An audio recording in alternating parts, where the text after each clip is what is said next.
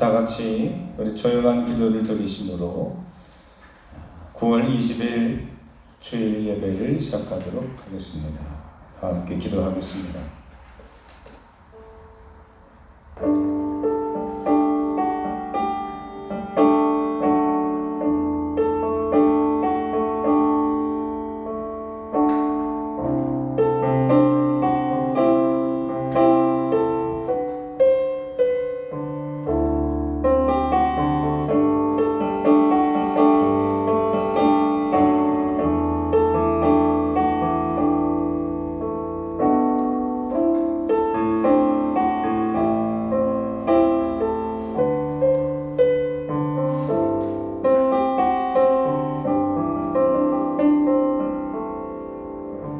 여호와께 감사하라. 그는 선하시며 그 인자하심이 영원함이로다. 여호와께 감사하고 그의 이름을 불러 아뢰며 그가 하는 일을 만민 중에 알게 할지어다. 그들이 광야 사막길에서 방황하며 거주할 성읍을 찾지 못하고 줄이고 목이 말라 그들의 영혼이 그들 안에서 피곤하였도다. 여호와의 인자하심과 인생에게 행하신 기적으로 말미암아 그를 찬송할지어다. 그가 사모하는 영혼에게 만족을 주시며 줄인 영혼에게 좋은 것으로 채워주심이로다.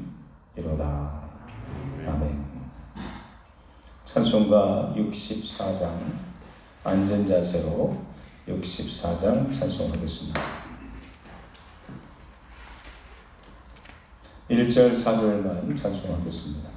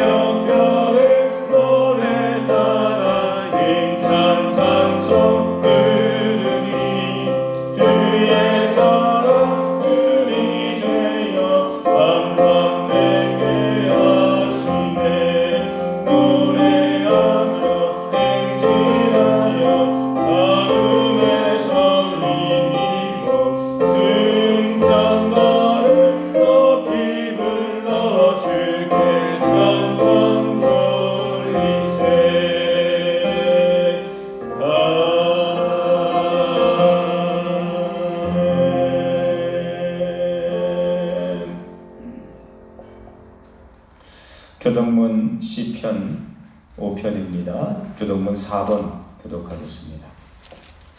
교독문 4번입니다.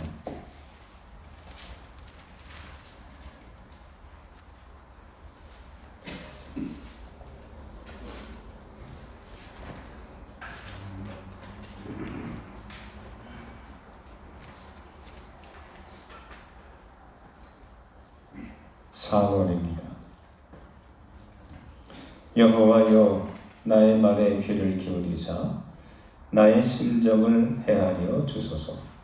나의 왕 나의 하나님이여, 내가 부르짖는 소리를 들으소서. 내가 주께 기도하노니. 여호와여, 아침에 주께서 나의 소리를 들으시리니 아침에 내가 주께 기도하고 바라리이다.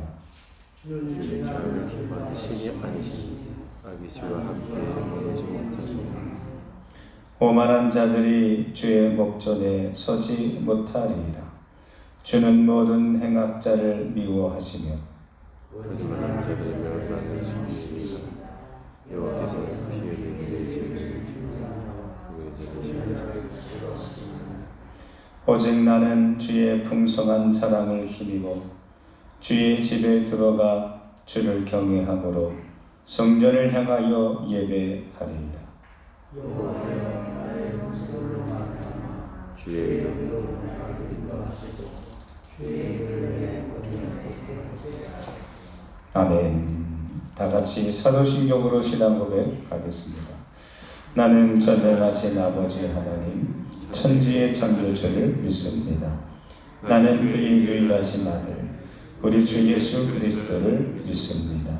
그는 성령으로 잉태되어 동정녀 마리아에게서 나시고 본디오 빌라도의 고난을 받아 십자가에 못 박혀 죽으시고 장사된 지 사흘 만에 죽은 자 가운데서 다시 살아나셨으며 하늘에 오르시어 전능하신 아버지 하나님 우편에 앉아 계시다가 거기로부터 살아있는 자와 죽은 자를 심판하러 오십니다.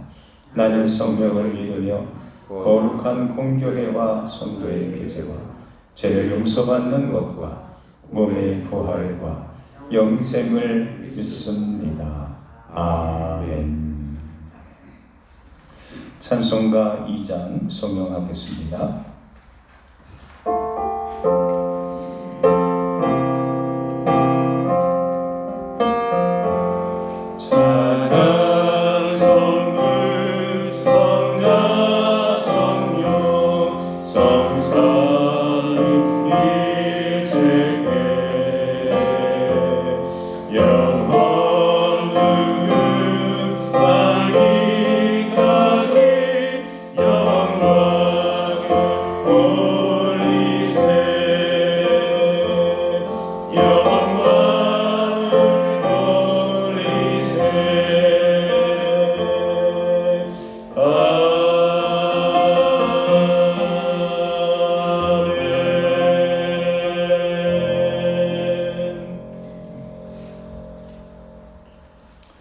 오늘 주시는 하나님의 말씀을 함께 나누겠습니다. 신약성경 요한복음 7장 37절부터입니다. 요한복음 7장 37절서부터 44절까지 말씀입니다. 페이지 수로는 약 156쪽 정도에 있습니다.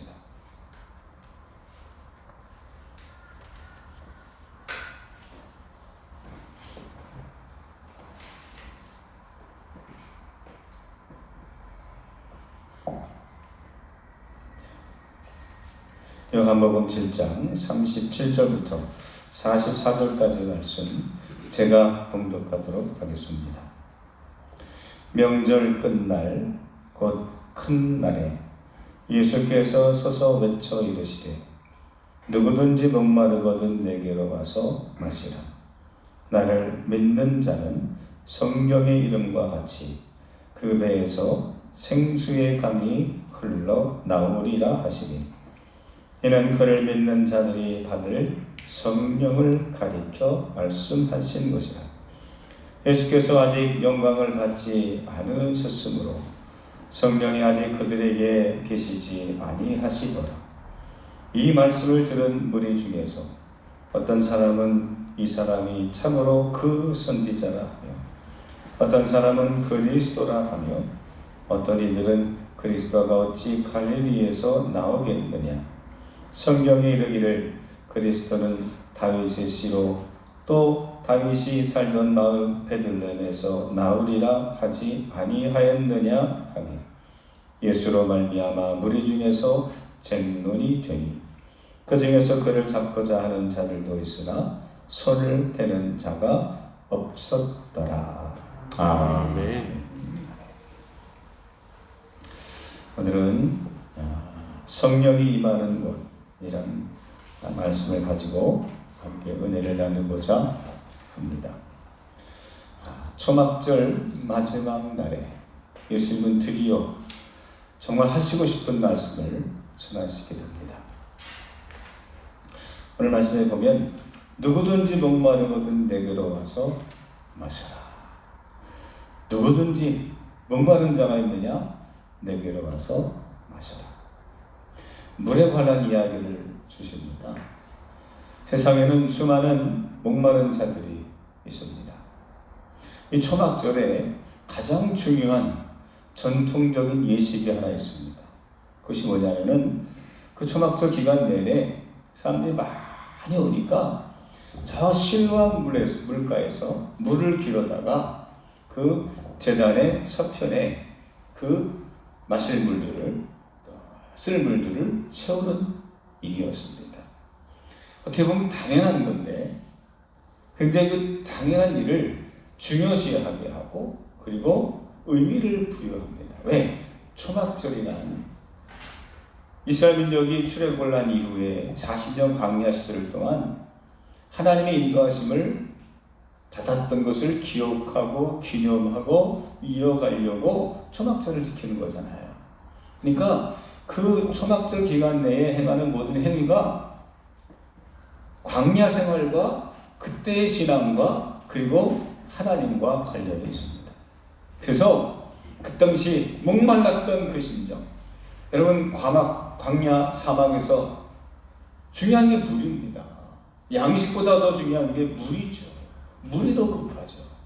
그 목말랐던 그때 하나님이 물을 주신 그 사건, 반석을 쳐서 그 반석에서 샘물을 솟게 하셔서 그 200만 명 되는 이스라엘 백성들이 그 물을 마시면서 하나님을 경험했던 그 사건을 기념하는, 그래서 그 신비한 물가에서 길어온 그 물을 마시면서 그 물을 보면서 야, 우리 수백 년 전에 그때 그랬지. 거의 1500년 전에 하나님이 그렇게 우리 민족을 사랑하셨지. 그때 우리가 목말랐을 때에 하나님이 우리에게 생수를 주셨어. 오늘 우리가 살아갈 때에 목마른 것 같이 어딘가에 갈급하고 어딘가에 절박하고 어딘가에 우리가 간절할 때에 하나님이 그때 생수를 주신 것처럼 우리에게도 하나님이 생수를 주십니다. 라는 고백과 그리고 그 신앙을 계승해 나가는 행위가 물을 떠서 제단 서편에 옮겨놓는 일입니다. 예수님은 갑작스럽게 엉뚱하게 이 얘기를 하신 것이 아니라 그 초막절의 그 전통, 그 광야의 신앙에 그 반석을 쳐서 물을 내셨던 하나님의 사건을 빗대어서 그 반석이 누구냐? 나다. 그 반석을 쳐서 물을 내신 것처럼 하나님께서 나를 통해서 생수의 강, 즉 성령의 강, 성령 충만하게 하신다. 이런 영적인 메시지가 오늘 37절에 담겨져 있는 겁니다. 자, 37절을 제가 다시 한번 읽어보겠습니다. 여러분 눈으로 한번 읽어보십시오. 명절 끝날 곧 큰 날에 예수께서 서서 외쳐 이르시되 누구든지 목마르거든 내게로 와서 마시라. 그 제단 서편에 준비된 그릇에 가서 물 마시는 것이 아니라 식수대를 찾아가는 것이 아니라 나를 찾아와라. 우리의 목이 마르면 물을 먹으면 되지만 우리의 영혼의 목마름은 어디서 채울 것이냐? 나에게 와라. 내게로 와라. 이게 예수님의 메시지입니다. 여러분들 목마를 때가 있습니까? 여러분들 영혼의 갈급함이 있습니까? 우리 인생에 절박할 때가 있습니까? 뭔가 아쉽고 절박해서 우리의 영혼이 목말라 미치고 싶을 때 있습니까? 여러분 그때 예수님을 찾으십시오. 예수님 앞에 나아가십시오. 여러분들 안에 성령의 생수가 차고 넘쳐 흘러 충만하게 되기를 주님의 이름으로 축원합니다. 네. 이게 신앙생활이요. 이게 믿음의 목표이기도 합니다. 우리가 부자가 되려고 여기 모인 거 아니잖아요. 내가 계급을 상승하기 위해서 여기 모인 거 아니잖아요. 내가 결혼 배우자를 찾기 위해서 교회 가는 거 아니잖아요. 물론 정말 몰랐을 때, 예수님 누군지를 몰랐을 때는 그렇게라도 하죠. 교회 가야 사람을 만나고 친구를 만나고, 교회 가면은 뭔가 어디 여행도 가고 수련회도 가고 뭐도 하고 막 재밌잖아요. 근데 진짜 교회가 교회다워지는, 예수님이 꿈꾸시는 그 교회의 올바른 신앙 공동체의 모습은 어떤 것이냐? 성령 충만한 믿음의 공동체입니다. 영혼의 갈급함 때문에 그 갈급함이 채워지는 것.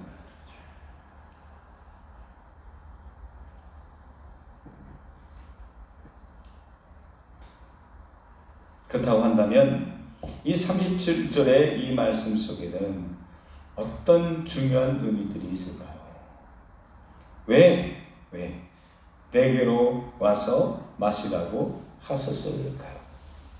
첫 번째 의미는요, 교회의 중심, 교회의 중심은 예수 그리스도가 되어야 됩니다. 성전으로 가는 것이 아니라, 물이 있는 성전 제단 겉으로 가는 것이 아니라, 물을 떠주는 제사장에 가는 것이 아니라 나에게로 와라. 성전의 중심은 나다. 목마름은 물이 준비되어 있는 그릇에 가면 되지만 영혼의 목마름은 내게로 오라고 주님은 우리들에게 선포하고 강조하고 계십니다. 한번 따라합시다. 교회의 중심은 그리스도이십니다. 그리스도이십니다. 할렐루야. 아멘. 교회의 중심은 목사가 아닙니다. 담임 목사가 아닙니다. 더 세속적으로 교회의 중심은 내가 아닙니다. 내 뜻대로 해야 되고 말이죠.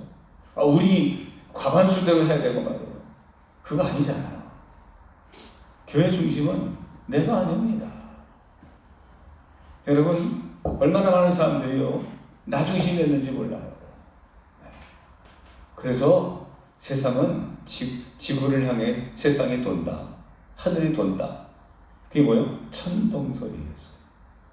지구가 중심이에요. 내가 중심이야. 그리고 별이 도는 거고 해가 도는 거고 달이 도는 거예요.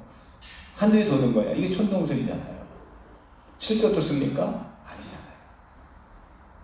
태양이 지구를 도는 거지. 태양이 지구를 도는 겁니까? 지구가 태양을 도는 거죠. 엄청난 변화예요. 엄청난 변화예요.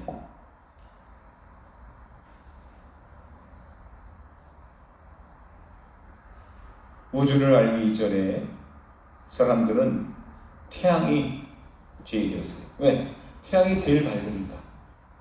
태양이 제일 밝으니까.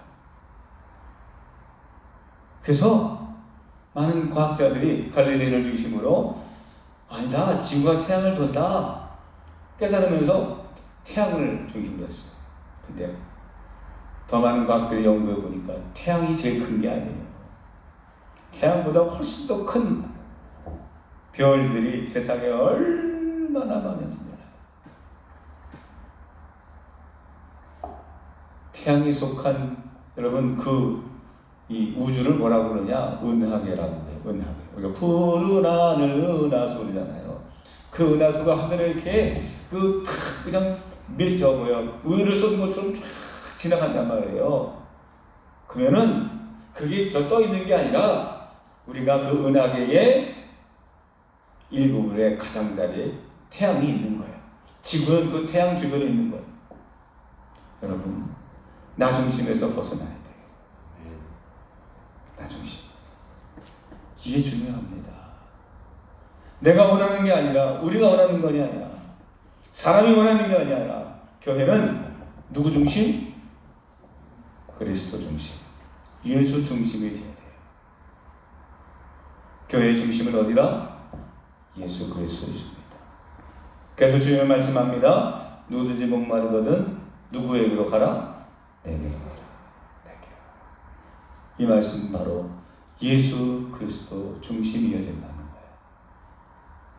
무엇을 판단하고 생각하고 결정할 때 그리스도인은 누구 중심이어야 된다? 나 중심이 아니에요. 헌법이 어떻게 명시되어 있냐가 중요하지 않아요. 그리스도 중심이어야 돼요. 주님이라고 하면 어떻게 하셨을까요? 주님은 우리에게 이럴 때 어떻게 하라고 말씀하셨을까요? 주님의 말씀이 우리 인생의 중심이 되기를, 그리스도의 말씀이 우리 삶의 헌법이 되기를 저는 주님의 이름으로 축원합니다. 이사야서에 보면 그 당시 교회, 그 당시 성전, 그 당시 수많은 믿음의 사람들을 이렇게 야단을 칩니다. 동그라미 3번을 제가 읽겠습니다. 주께서 이르시되 이 백성이 입으로는 나를 가까이 하며 입술로는 나를 공경하나 그들의 마음은 내게서 멀리 떠난다니 그들의 나를 경외함은 사람의 계명으로 가르침을 받을 뿐이라. 그렇습니다. 유대교의 신앙, 유대교의 이 성전은 바로 성전 중심이었어요. 성전이 가장 중심이었어요. 그래서 사마리아 성에서 물을 깃다가 예수를 만난 그 여인이 우리는 이 야곱의 몸을 이 이스라엘 땅에서 겨우 예배를 드리는데 당신은 유대인이니까 예루살렘에서 예배를 드릴 수 있으니 얼마나 좋겠습니까? 그런 말을 하지 않았습니까? 여러분, 사람이 중심이 되는 교회, 일시적으로 즐겁고 흥겹지만 그 모임을 통해서 깊은 영적인 문제가 해결되지 않습니다. 진짜 문제는 육의 문제가 아니라 영의 문제입니다. 영혼이 평안하고 영혼이 강건하려면 예수님 앞에 나아가야 됩니다. 예수의 정신으로 무장해야 됩니다. 영적인 갈증들이 채워져야 됩니다.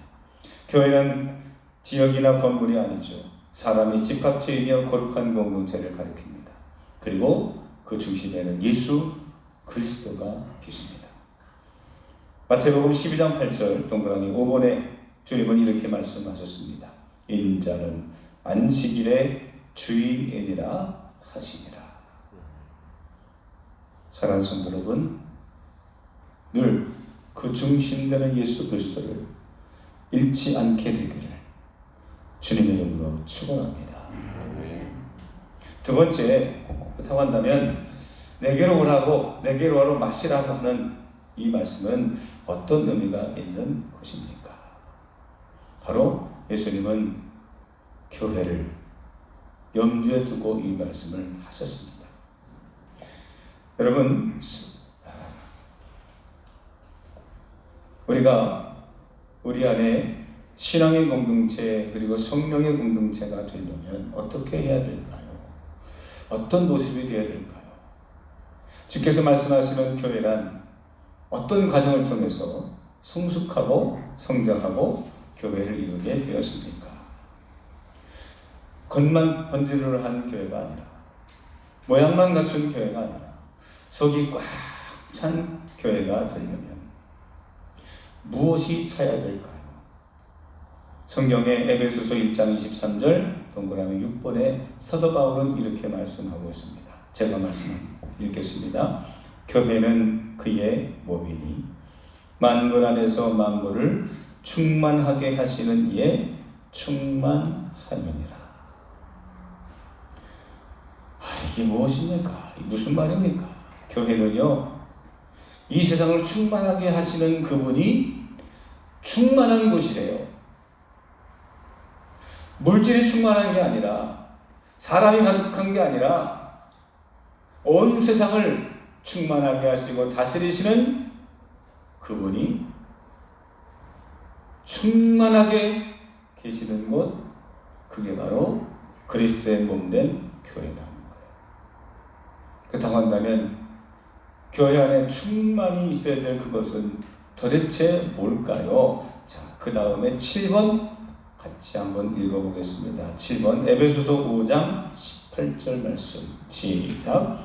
술 취하지 말라. 이는 방탕한 것이니 오직 성령으로 충만함을 받으라. 아멘. 그렇습니다. 무엇으로 충만함을 받으라? 성령으로 충만함을 받으라. 무엇이 충만해야 됩니까? 성령이 충만해야 합니다. 교회는 성령이 충만한 곳이어야 됩니다. 성령이 충만한 곳을 건너순만이 아니라 주님 보시기에 진짜 교회다라고 주님은 우리에게 말씀하시고 수많은 사도들이 그런 교회를 이루었던 것입니다. 오늘 성경을 말씀을 본문을 이해하면 굉장히 흥미로운 단서를 하나 발견하게 됩니다. 우리가 교회는 건물이 아니라 그 안에 있는 사람들의 공동체라고 했어요. 바로 우리들이죠. 우리들. 근데 그 공동체가 오늘 본문에 보면 세 가지의 모습을 띠게 됩니다. 그리고 그 공동체가 어떻게 교회가 되어 가는지를 주님은 우리들에게 비교해서 말씀하고 있습니다. 자, 어떤 공동체가 등장하느냐? 첫 번째는 무리들입니다. 오늘 말씀에 보면, 자, 어디 있는 말씀이냐? 40절의 말씀을 보면 이 말씀을 들은 무리 중에서 무리, 또 43절에 보면 예수로 말미암아 무리 중에서 쟁론이 되니. 무리란 무리가 뭡니까? 때입니다. 순수 우리말로 말하면 떼거지. 그러잖아요. 떼거지로 몰려와서 그러잖아요. 떼. 그냥 사람들이 그냥 뭉쳐 있는 거예요. 어떻게 보면 군중들이란 말도 비슷해요. 백성은 아닙니다. 군중들, 떼거지, 무리들, 같은 비슷한 의미입니다. 그 무리들은요, 다양하고 단순한 사람들의 모임입니다. 각자의 개성이 강한 사람들이 그냥 단순히 같은 시각, 같은 자리에 그냥 모여 있는 거예요.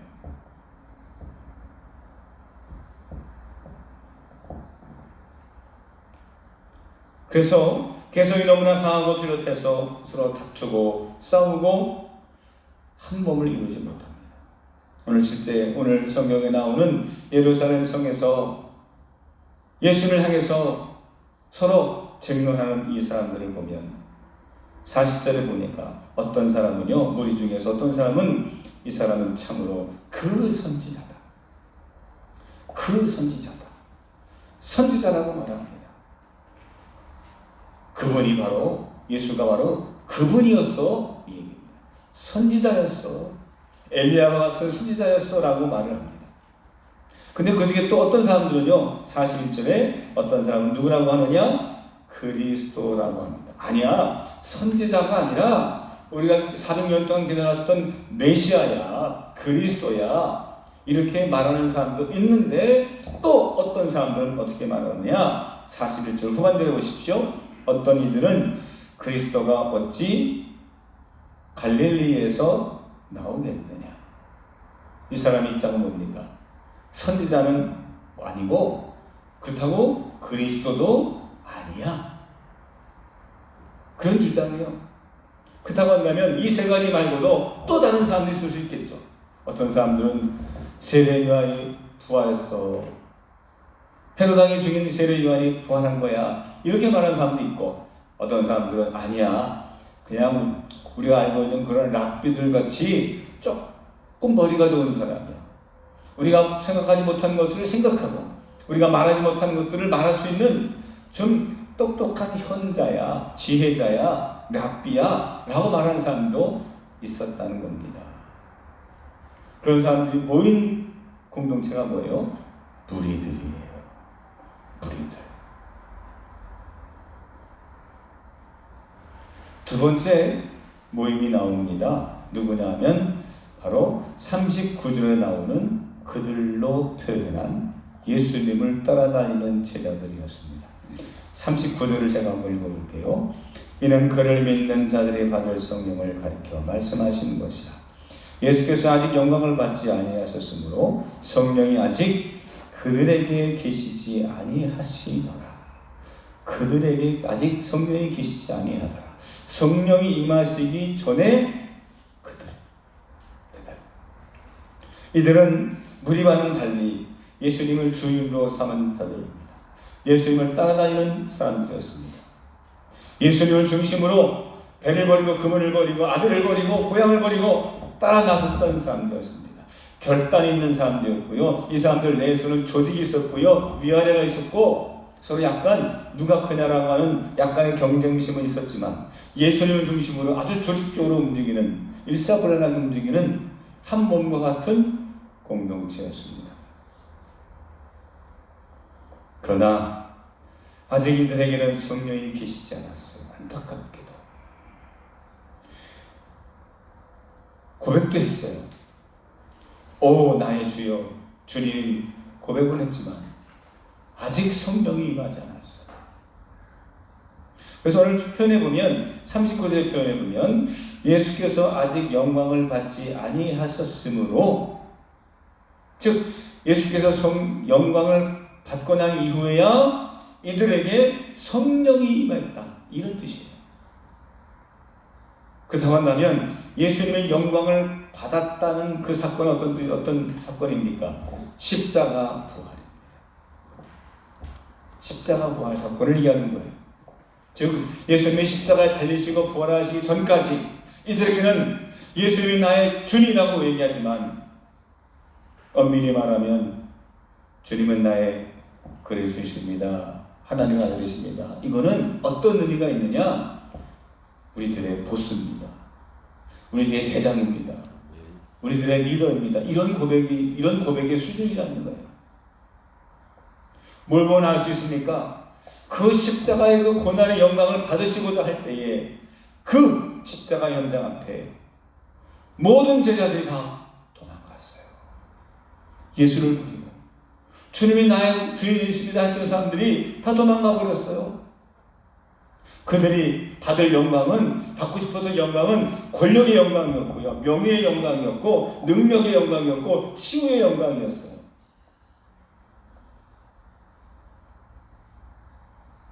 그런 사람들이 모여있는 그 공동체가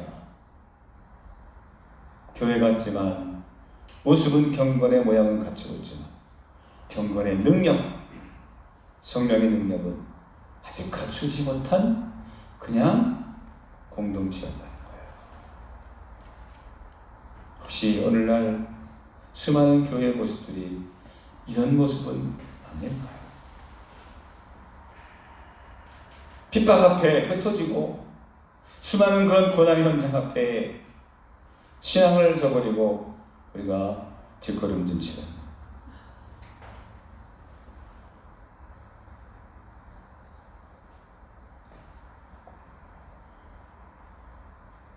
마지막 세 번째, 예수님 말씀하시는 거룩한 신앙의 공동체, 교회의 모습은 지금 꿈꾸고 계시고 계획하고 계시고 기대하고 계시고 이것을 위해서 온몸을 바쳐 헌신하시는 예수님 마음속에 있는 교회의 모습은 어떤 모습이었을까요? 바로 이것입니다. 38절 한번 같이 읽겠습니다. 38절 39절 시작. 나를 믿는 자는 성경의 이름과 같이 그 배에서 생수의 강이 흘러나오리라 하시니 이는 그를 믿는 자들이 받을 성령을 가리켜 말씀하신 것이라. 아멘. 여기 보면 믿는 자들이 나옵니다. 믿는 자들, 아는 자들이 아닙니다. 예수님을 나의 주목으로, 나의 대장으로 섬기는 사람이 아닙니다. 예수 그리스도를 믿는 사람이에요. 믿는 사람. 여기서 말하는 믿음이라는 것은 단순히 시인한다는 얘기가 아니라 나는 당신의 종입니다. 나는 당신의 가는 길을 나도 따라가겠습니다. 예수님의 제자는 예수님과 함께 있다고 제자가 아닙니다. 예수님이 하시는 사역을 함께 그 고난의 잔을 마실 수 있는 사람. 제자들에게 물으셨어요. 내가 나와 같이 이 고난의 잔을 마실 수 있느냐?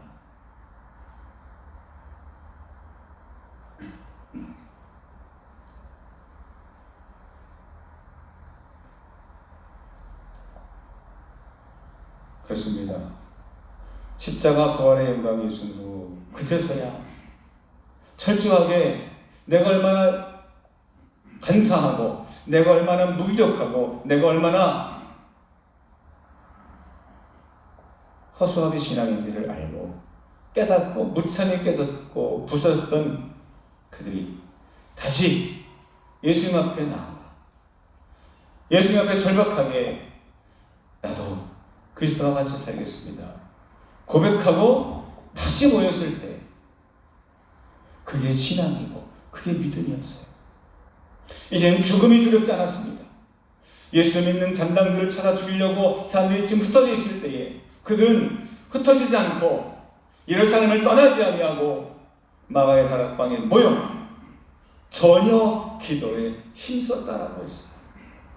그게 초대교회의 시초고요. 그제서부터가 진짜 교회예요. 우리가 회복해야 될 그리스도의 모습, 교회의 모습은 그런 거 아닌가요?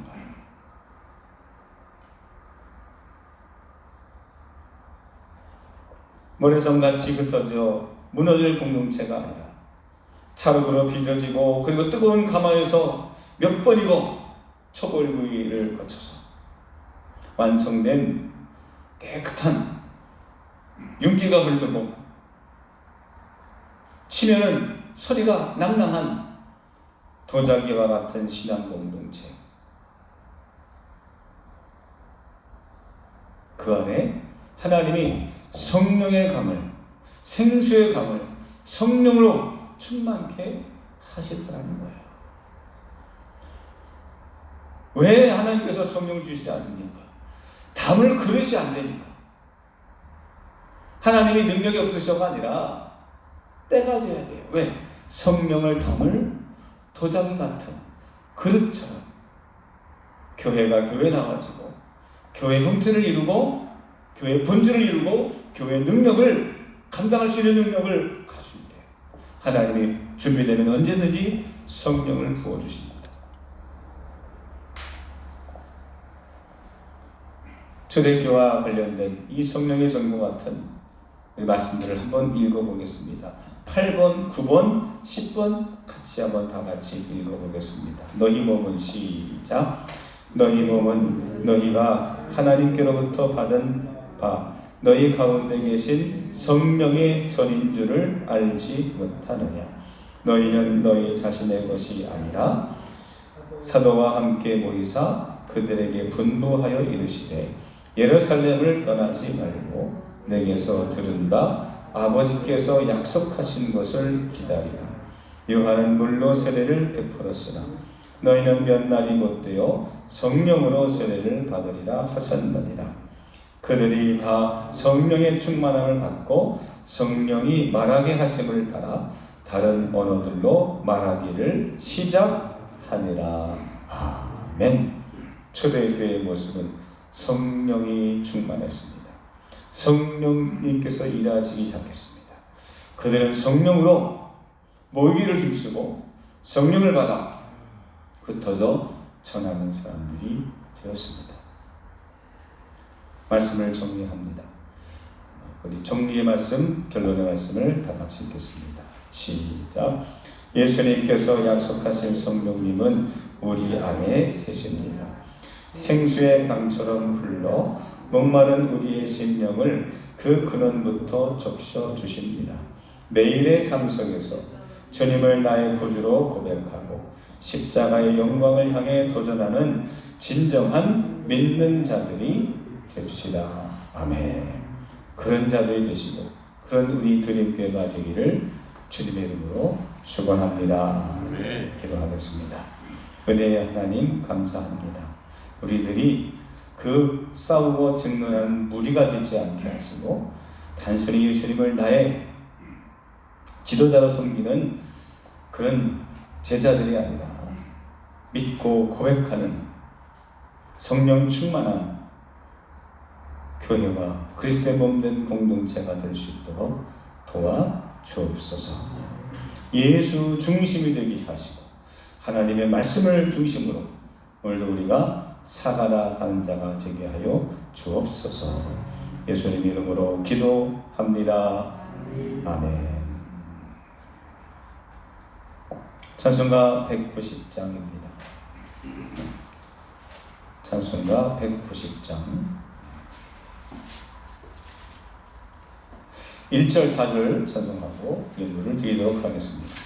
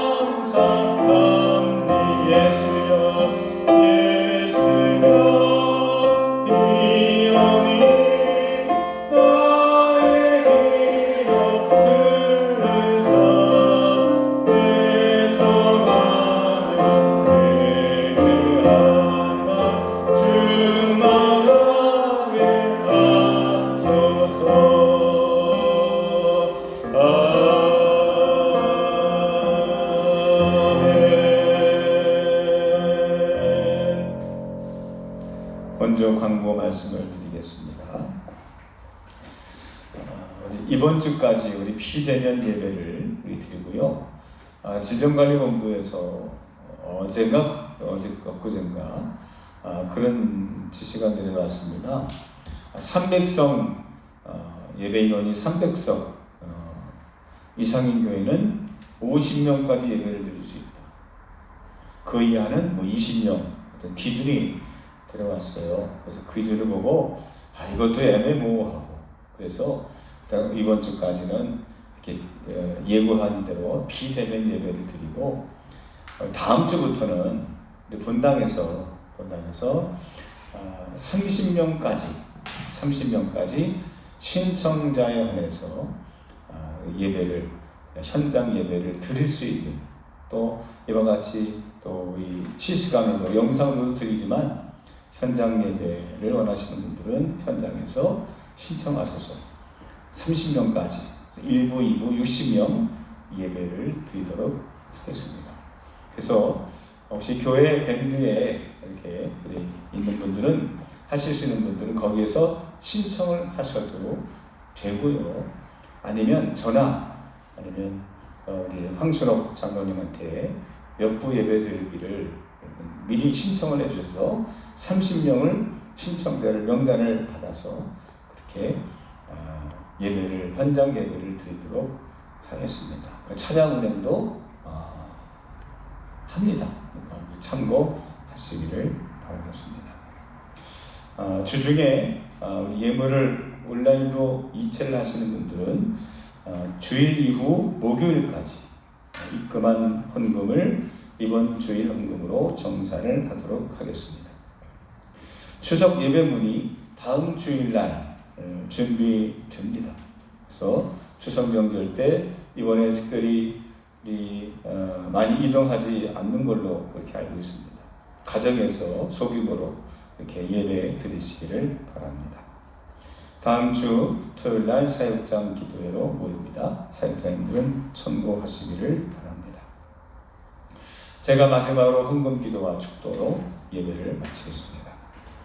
하나님 아버지, 오늘도 저희들이 기쁨으로 정성을 다하여 먼저 예물을 드립니다.